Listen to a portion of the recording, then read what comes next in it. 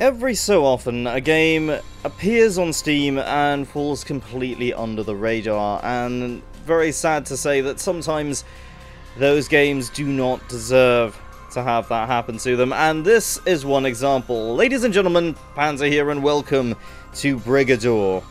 Now, this is a game that I saw back when it was on early access, and I wanted to cover it then, but it had a few problems that I thought would be best waiting to be resolved before covering it. And it seems like in the time that it went from early access to release, that it slipped so far on the radar, even I forgot about it. And I feel that that was unfair to the developers because I had received a key and I was intending to cover it. So I feel that this video is quite overdue. We're now at version 1.03 post-launch. It has been about 2 weeks or so since the game was released from early access, I believe. So, what is Brigador? Brigador is a kind of throwback to the kind of 80s, early 90s kind of isometric games. And if you can hear from the background, it really wears its sort of kind of future 80s styling on its sleeves. So this is set in a post-apocalyptic 1980s world where you have a giant stompy mech. And your task is to absolutely go to town on a city and raze it to the ground as much as you can. So, it has a campaign mode. The campaign mode, I feel, really just... it's one way of playing, I guess.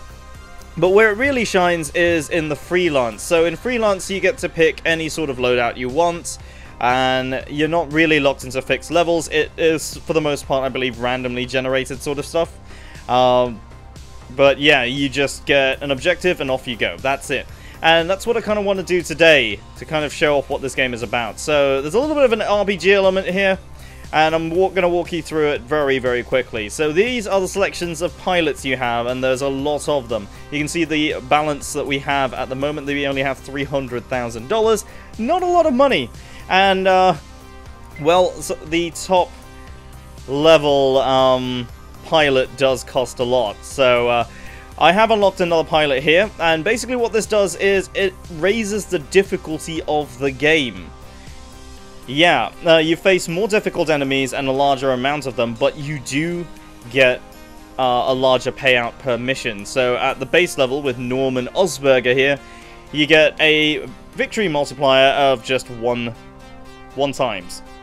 But with Arturo Nemi over here, I get 1.6 with an additional $20,000 bonus, but I'm starting at level 2. So we're going to see some tougher enemies here. Now, our vehicle selections, and there's a few of them. There's quite a few of them to go through, all of which are very interesting types of things. We don't just have mechs, we also have tanks.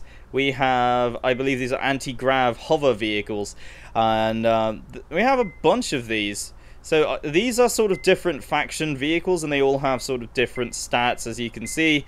At the moment we've got the Toro over here, we've got a Prowler tank, and we have a Buckler anti-grav. But of course, you're going to want to see the mechs, so let's show off the mechs now. And so we're going to pick the Toro mech first, and let's see what we have. As primary weapons, we still have a bunch left to unlock, and we're going to get these pretty soon, hopefully.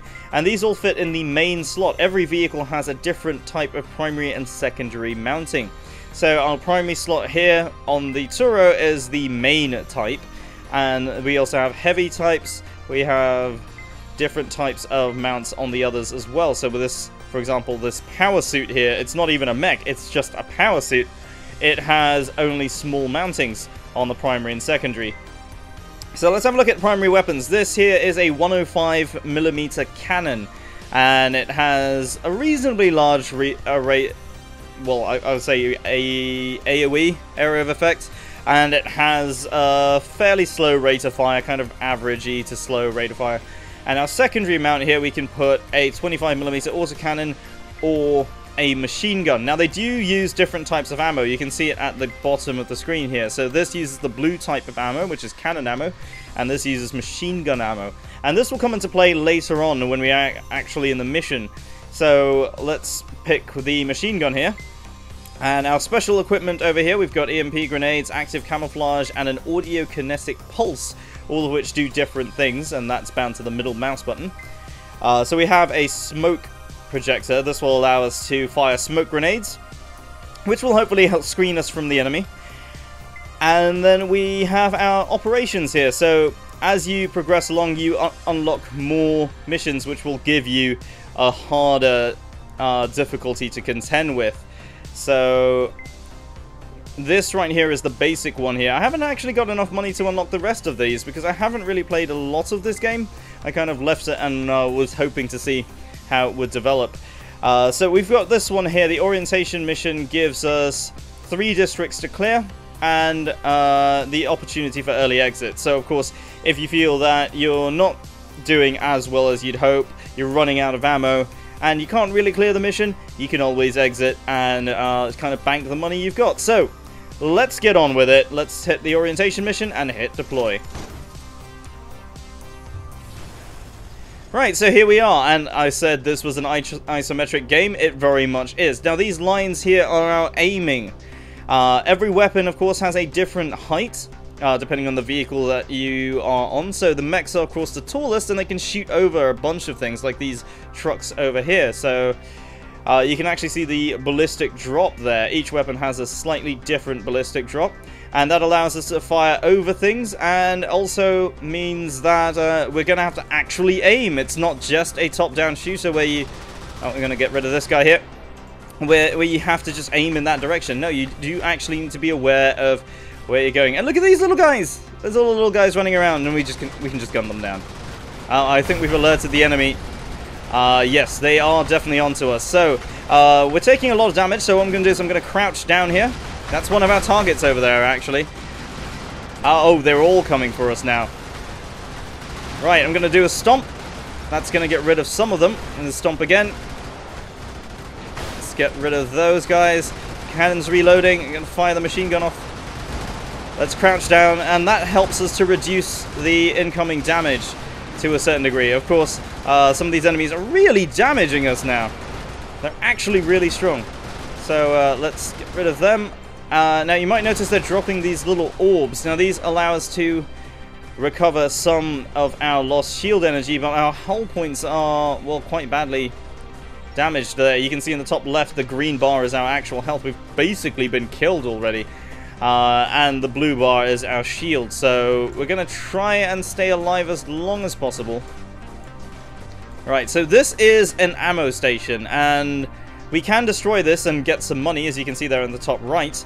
But these are also useful for restoring our ammo, obviously. We can actually gather ammo from them. But unfortunately, this is the wrong ammo type for us. I believe that's for howitzers or something, which we are not carrying. So I'm just going to go ahead and get rid of it. That's it, I'm going to get rid of it. Right, that's a lot of enemies coming our way, so I'm going to duck in here for a moment. Okay, just get rid of some of these guys and just try and recover our shields as much as we can. Let's just get rid of the last of that.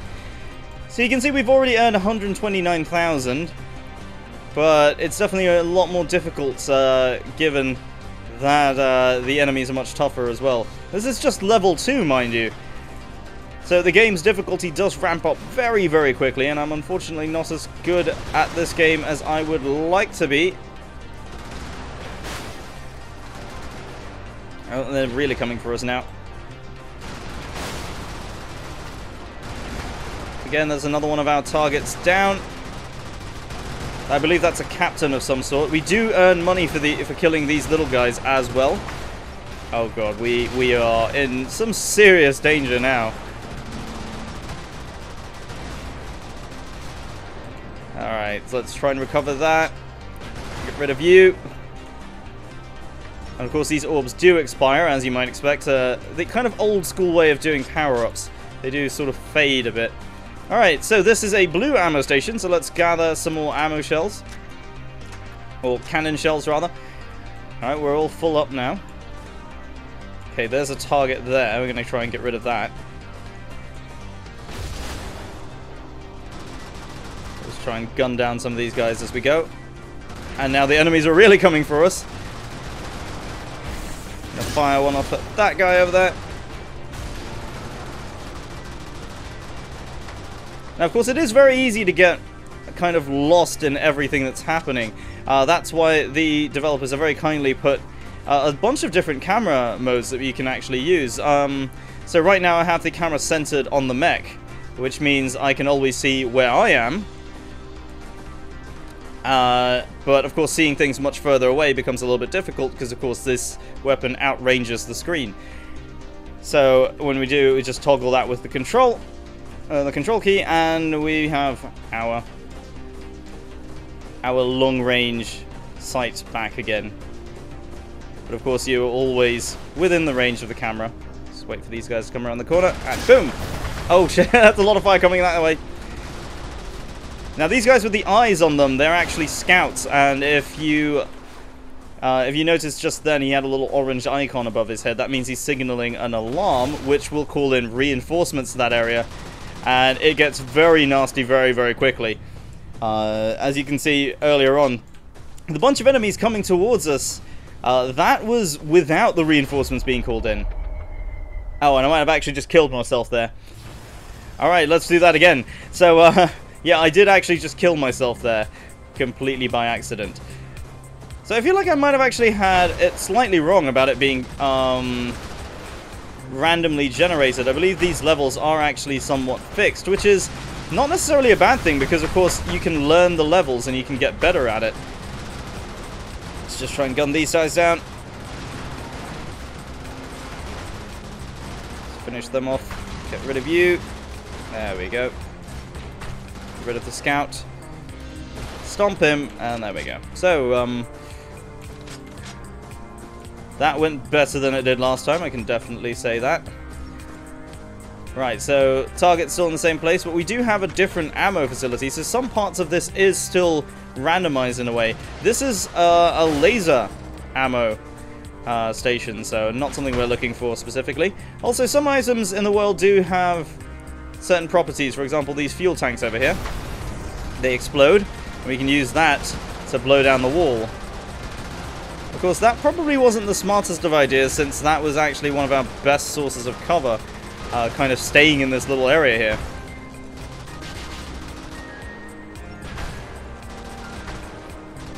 Thankfully, these guys can't shoot over the walls, but we can, so we have a little bit of an advantage over them. Overall, it's still a very, very hard game, though. And honestly, what killed me earlier was actually just running into a house, or I believe it might have been a pumping station of some sort, which of course exploded. So, that's not particularly nice. But I love the aesthetic of the game. Just the way the graphics look. Everything is so bright and colorful in a way, but also kind of dark in that post-apocalyptic sort of way. There's a lot of neon and bright lights going on. But it still has this sort of dingy look about it. And of course everything seems to be at night, so there's all these lights everywhere, and a lot of little attention to detail that the devs have very kindly put in. For example, all of these vehicles have headlights, which of course helps to for you to see where they are and where they're facing, which of course is very useful information. Right, we've actually run out of cannon ammo. And that's a scatter shot laser of some sort. But we've got some cannon ammo back from that one over there. So let's use it to our advantage here. A couple of shots back. Let's just get rid of this guy over here. Oh, and there's a scout coming. Let's very quickly grab some ammo from that body over there. Or rather, I say body, but it's actually a vehicle carcass. Or a wreck of some kind. Alright, let's get out of here now. We've got a lot of damage coming in. Oh, I missed. How did I freaking miss? Come on. There we go. Let's grab some ammo. So let's try to get rid of the rest of these guys. So of course, with the different loadouts, there's also lots of different ways to play. This is the very basic loadout that you get. Like you can see the little torchlights that these guys are carrying, and they're sort of swinging them out when they run around. It's quite cute, actually. Until they explode into a million pieces, of course. Very, very cute.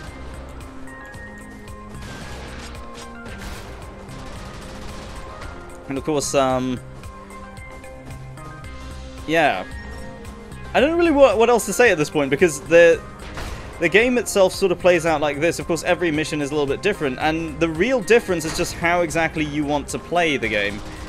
Because, like I said, the different loadouts allow you to have different play styles. You could go with a very light vehicle and go for sort of hit and run ambush tactics if you want to, and play it a little bit like a stealth game.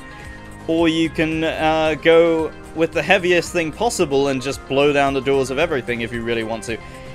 But it looks like we've cleared most of the objectives, so there's still one more structure over here. Let's just get rid of you. And you. So let's just go down here and destroy the last structure, and we can actually get out.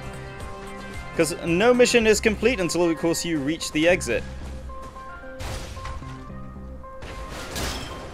And you notice there are some parts of the world that the projectiles can actually pass through without detonating. So that's also something that's quite interesting there. So it really encourages you to just shoot and see what happens, really.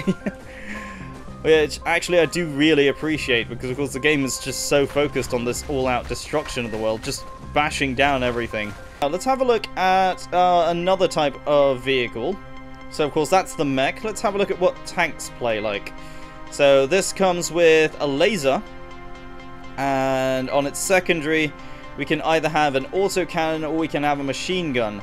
I quite like the machine gun, but let's go with the autocannon this time and see how that goes. So tanks play very differently, of course, because you're not a mech. You're actually a lot faster than you are in the mech. Alright, so this is a scatter laser here. A little bit like a shotgun, actually. And of course we can bull rush the enemy as well by hitting space.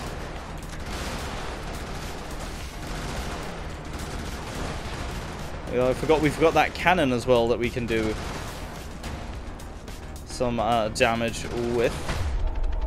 And I've actually just gone and blown myself up by backing into that building. Right. I don't know if tanks are necessarily for me. Let's have a look at the anti-gravs and see how they play.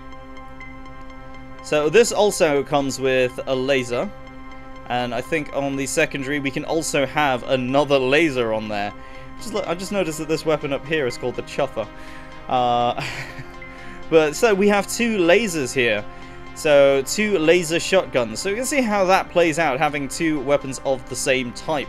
Now, of course, to actually clear each mission, you do have to complete 3 different stages of them. So what I did there by resigning early is actually by well, it doesn't clear that particular mission, so of course we don't get the payout for that.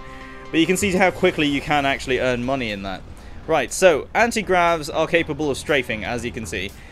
So over here we can actually move around, and this plays a little bit more like a twin stick, but I would say that the controls are a little bit more confusing because of course it is an isometric and the controls are bound to whichever direction you're facing. So I'm just holding A right now, and you can see it's always strafing left, so that's something to bear in mind. It's a little bit different to what you might be expecting. Alright, let's actually back up behind here. That's actually quite cool that we can do that. We can fire both at once. Let's just go and attack this. Now, of course, we can slam the chassis of the anti-grav onto the ground, which gives us a small little stomp effect there. Let's blow that up. I should really not be using both at the same time. Alright, let's get rid of this. And the explosion killed me again. So I really can't be that close to this thing when trying to kill it. I think, honestly, it was actually damaging the mech quite badly. I just didn't realize how close I was. So I think, honestly, the vehicle that suits me the most is really the mech. But I'm going to end this one here. Let me know what you guys think of a Brigador, and do you want to see more of this? Let me know down in the comments below, because of course this game is something that I've actually enjoyed before and want to know what you guys think as well. If you're interested in the game, of course, links to the game will be down in the description below. Go and check it out, and of course, Pick it up for yourself if this interests you. Don't forget to leave a like on the video if you've enjoyed it, and subscribe if you're new to the channel. My name is Panzer. Thank you very much for watching, and I'll see you next time.